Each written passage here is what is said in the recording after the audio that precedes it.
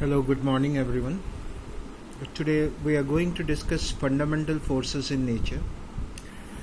Fundamental forces means these are the basic forces. All the other forces in nature, whether it is any kind of force of bonding between the molecules, force of friction, any other kind of force which you can think about, all the forces are actually originated from these four forces, which are fundamental or the basic forces. They are fundamental or basic because based on these forces all other forces actually work. So these four fundamental forces are gravitational force, weak force, electromagnetic force, and nuclear force. Nuclear force here is the strongest force and gravitational force is the weakest force. So let us discuss them one by one, starting with the gravitational force. When we consider gravitational force, it is a universal force because suppose we consider two masses. Let one mass be given by m1, another mass be given by m2, separated by a distance say r. Newton said that the two masses will attract each other by a force which will be given, both of them will be attracting each other, and the force will be directly proportional to the product of the masses and inversely proportional to the square of the distance. And when we find out the gravitational constant, it is given by capital G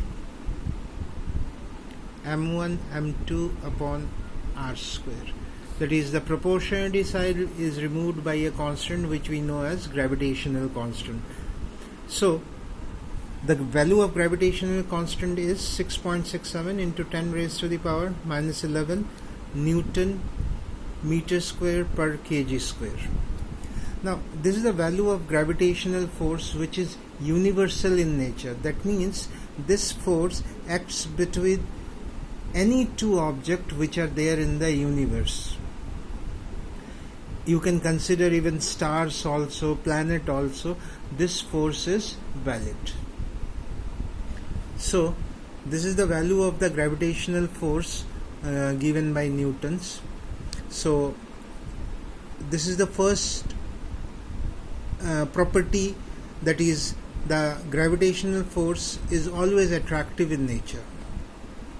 Next, it follows inverse square law, meaning that this force is inversely proportional to the square of the distance. The distance between the two masses is given by r, so force is inversely proportional to the square of the distance. That's why it is called inverse square law. Now point C. These are the properties of the gravitational force which we are discussing. It is a very long range force. Why it is very long range? Because you see the formula for the force. Between two masses m1 and m2, can you tell me where the force will become zero? At what distance? You go on increasing the value of r, the value of f will decrease, but it will become zero only when the value of r is infinity.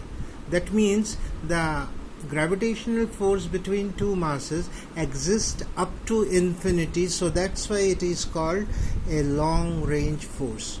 Hope you understand this. Next, it is the weakest force in nature, that all the other three forces are stronger than the gravitational force. Even the weak force is stronger than the gravitational force. Now next is central force. Gravitational force is a central force because suppose we consider two masses here, m1 and m2, and let's say this is the line joining the center of the two masses. Then central force means these two masses, the force between them will act along the line joining them. Okay, that means this is the line joining them, that the force will be acting along the line joining them. So that's why they are called central force. This point F, the next property of gravitational force is they are conservative in nature. By conservative you mean, suppose we have a body here at point A, we want to take the body to another point B.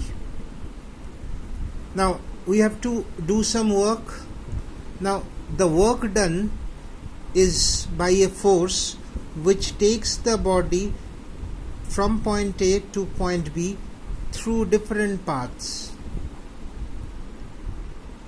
But if we find that the work done is same in both the paths, in any of the path, if the work done remains the same, then the force which is taking the body from this point to this point is called conservative force. So gravitational force is a conservative force. It doesn't depend on the path through which the body is moved.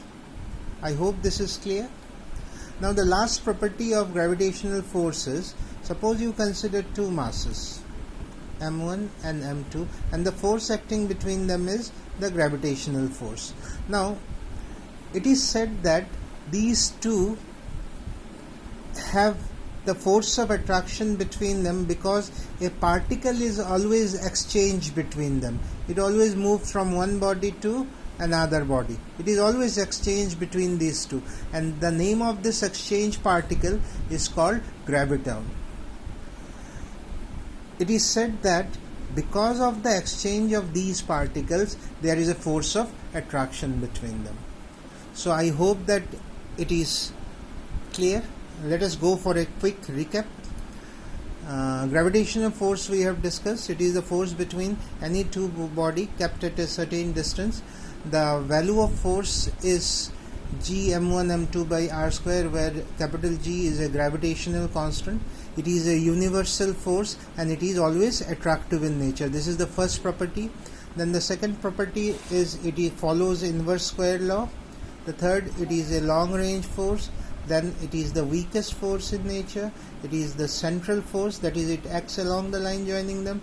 Conservative force because it doesn't depend on the work done doesn't depend on the path through which the body is moved.